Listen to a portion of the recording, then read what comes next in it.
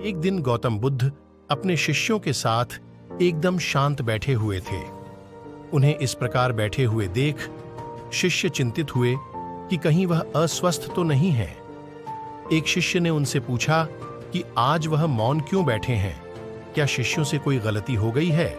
इसी बीच एक अन्य शिष्य ने पूछा कि क्या वह अस्वस्थ है, पर बुद्ध मौन रहे।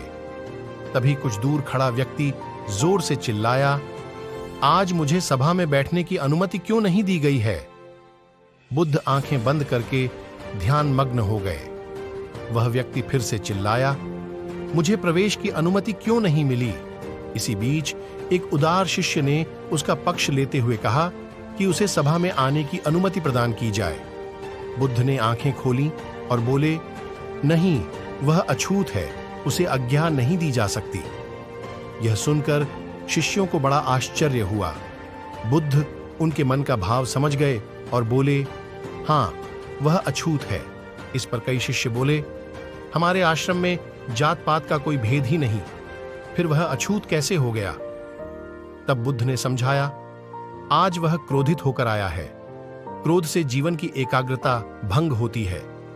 क्रोधी व्यक्ति प्राय मानसिक हिंसा कर बैठता है, इसलिए जब तक वह क्रोध में रहता है तब तक अछूत होता है। इसलिए उसे कुछ समय एकांत में खड़े रहना चाहिए। क्रोधित शिष्य भी बुद्ध की बातें सुन रहा था। पश्चाताप की अग्नि में तपकर वह समझ चुका था कि अहिंसा ही मनुष्य का महान कर्तव्य व परम धर्म है। वह बुद्ध के चरणों में गिर पड़ा और कभी क्रोध न करने का प्रण लिया। शिक्षा आशय यह है कि क्रोध के कारण व्यक्ति अनर्थ कर बैठता है और पश्चाताप उसे बाद में होता है, जिसका कोई लाभ नहीं मिलता। इसलिए हमें क्रोध नहीं करना चाहिए। असल मायने में क्रोधित व्यक्ति अछूत हो जाता है और उसे अकेला छोड़ देना चाहिए। क्रोध करने से तन, मन और धन तीनों की हानि होती है। क्रोध से ज्यादा हानिकारक कोई और वस्तु नहीं है।